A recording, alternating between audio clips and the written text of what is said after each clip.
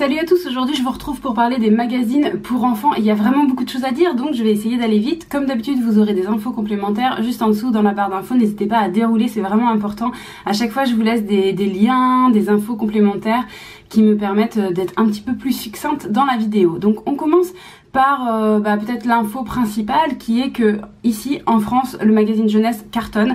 Je vais vous mettre du coup en barre d'infos un lien vers un rapport qui indique, un rapport 2018-2019 récent, qui indique que les 1-6 ans lisent à peu près 4h32 par semaine, que ce qui cartonne le plus en magazine jeunesse c'est J'aime lire, ensuite c'est Petit ours brun, ensuite c'est Super Picsou géant, qu'il y a quand même 13 éditeurs et 74 magazines qui sont proposés pour les enfants en général. Moi dans cette vidéo je vais vous en citer beaucoup moins puisque je me concentre sur la tranche d'âge de 0 à 5 ans. Les premières vigilances que j'émettrais quand même, c'est de faire attention aux publicités car il peut y en avoir dans les magazines et je trouve ça un petit peu bizarre d'inciter les enfants si jeunes à voilà, poser des questions sur des pages qui sont pas des pages éducatives, du coup qui sont vraiment des pages à visée de consommation.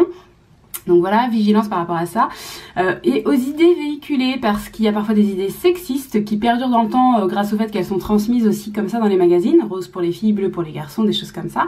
Même si je suppose qu'ils font de plus en plus attention, il y en a encore, moi ça m'arrive d'en voir.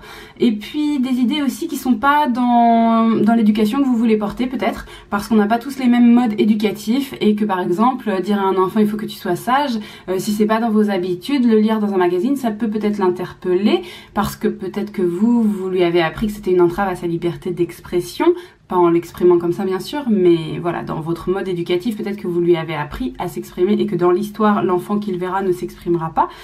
Peut-être aussi que c'est le thème qui n'est pas spécialement bienveillant. C'est des possibilités, mais franchement, c'est quand même assez, de plus en plus rare, parce que c'est quand même assez bien réfléchi du côté des éditeurs. Ils ont bien compris que la mouvance actuelle allait vers la bienveillance, donc ils essayent d'y aller eux aussi.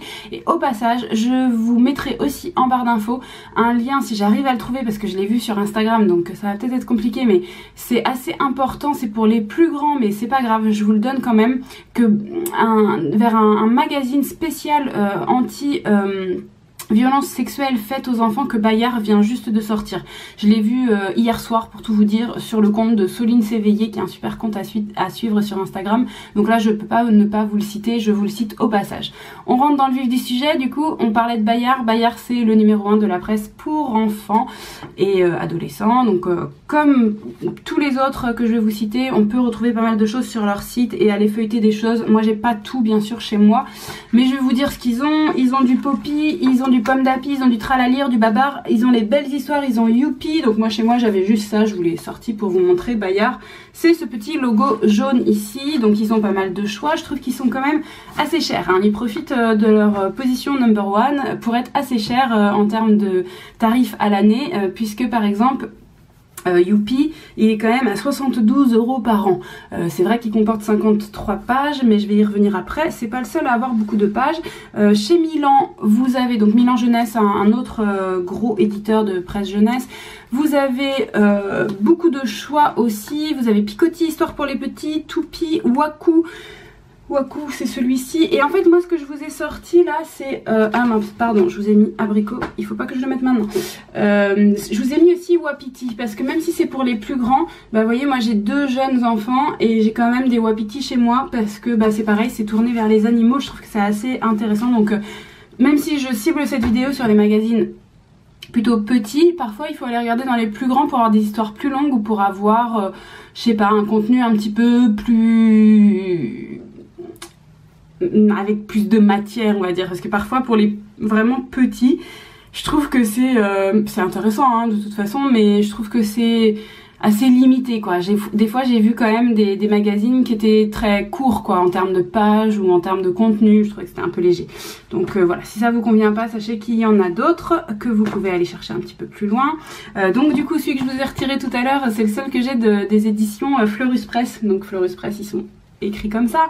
Vous avez Papou, Abricot, Vanille et 1001 histoires. Et à titre d'information, à titre de comparaison par rapport au prix que je vous donnais tout à l'heure chez Bayard, et chez Fleurus, 1001 histoires qui est pour les plus de 3 ans, qui comporte 52 pages, donc Youpi tout à l'heure c'était 53 pages, est à 42 € par an, et Youpi tout à l'heure c'était à 72 € par an. Donc vous voyez, en termes de tarifs, des fois il y a vraiment des grosses différence. De manière générale, chez Fleurus Press, ils sont moins chers. Mais ils ont aussi moins de choix. Et puis peut-être que c'est un contenu qui vous emballe moins, je ne sais pas. Allez voir et feuilletez tout en ligne. Vous trouverez sans doute votre bonheur quelque part si vous le cherchez. Chez Disney Hachette Press, vous pouvez aussi regarder. Alors moi je voulais vous montrer qu'ils faisaient des choses un petit peu thématiques des fois sur leurs différents dessins animés. Moi j'avais acheté une fois un truc en rapport avec le Roi Lion.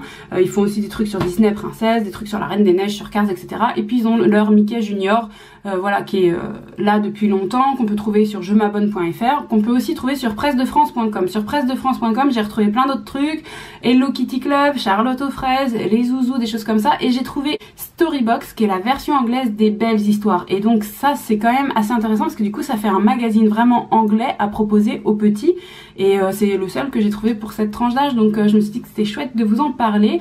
Il y a aussi un magazine qui sort un petit peu de l'ordinaire, qu'on trouve aux éditions Faton, qui s'appelle Oh Lalar, qui est à partir de 4 ans jusqu'à 7 ans. C'est une revue d'art pour les enfants. Et du coup c'est un truc vraiment bah voilà, atypique quoi, original, un truc qui parle uniquement d'art. Vous pouvez avoir un numéro ciblé uniquement sur Giacometti, uniquement sur Picasso, des choses comme ça, avec bien sûr bah voilà, des explications mais aussi des petites histoires, hein. C'est un magazine quand même dédié aux enfants. Autre magazine assez original, il s'appelle Graou, il a été lancé par la plateforme Ulule, donc voilà, il n'est pas arrivé comme les autres hein, sur le marché, et vous pouvez le trouver sur le site www.magazinegeorges.com.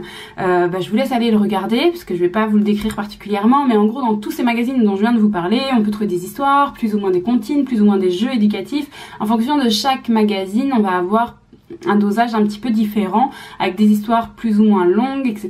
Bien sûr, plus vous allez vers des âges avancés et plus vous allez avoir des histoires avancées. Et vous avez vraiment des magazines plus dédiés aux histoires et des magazines plus dédiés aux jeux. Vous avez même des magazines uniquement dédiés aux jeux. Donc chez votre buraliste, vous avez peut-être déjà vu ce genre de magazine. Donc c'est les mêmes éditeurs que ceux dont je vous parlais tout à l'heure, hein, Bayard, Fleurus, Mignon, etc. Mais en fait, bah, c'est des choses sans histoire, uniquement avec des autocollants, des découpages, des choses comme ça. Donc c'est complètement différent, c'est sûr. Mais voilà, sachez que vous pouvez trouver ça. Et si vous cherchez justement à abonner votre enfant à un magazine d'activité, là pour le coup, je vous recommande à partir de 3 ans, les petits Montessori à la maison. Ça fait plusieurs mois que je le teste et je le trouve vraiment pas mal, et il est possible de l'avoir en abonnement mensuel. Maintenant tout ça coûte quand même assez cher, je trouve. Ça vaut toujours un peu plus de 5 euros, 5, 6, 7, 8 euros. Donc du coup je voulais quand même vous dire que dans des trucs discount type Action, Stocomanie, tout ça, vous pouvez avoir des magazines beaucoup moins chers. Celui-ci, c'est pas noté dessus, mais de mémoire je crois que je l'ai payé moins de 2 euros. Et voilà, c'est juste un petit truc d'autocollant. Mais si jamais vous avez envie d'acheter des choses à vos enfants, des petits magazines pour les occuper sans pour autant payer 5 euros, 6 euros, 7 euros, je peux le comprendre. Et du coup ça dépend de l'âge de votre enfant. Par exemple, c'est vrai que s'il a 2 ans et que vous savez qu'il va faire un peu n'importe quoi, un genre de petit magazine discount comme ça peut très bien suffire. Donc voilà, allez voir dans les magasins discount. Et puis je terminerai cette vidéo en vous parlant du salon du livre de la presse jeunesse 2019 qui va arriver d'année, 27 novembre au 2 décembre 2019. C'est le plus grand rendez-vous européen dédié à la littérature jeunesse. Là ça sera la 35e édition. Donc si ça vous intéresse, eh bien n'hésitez pas à aller y faire un petit tour. J'espère que dans cette vidéo vous aurez appris des choses et comme d'habitude que ça vous inspirera. Si j'ai oublié des trucs et que vous trouvez que c'est très important parce que vraiment vous ça vous a intéressé dans votre quotidien de le savoir, et bien n'hésitez pas, ça se passe juste en dessous. Si vous avez des questions, c'est pareil, ça se passe en dessous, que ce soit en lien avec la vidéo ou pas du tout. N'hésitez pas à me suggérer des thèmes de vidéos comme certains l'ont fait dernièrement. C'était toujours un plaisir d'avoir vos idées en plus des miennes. Et puis quant à moi, je vous retrouve très vite dans une prochaine vidéo.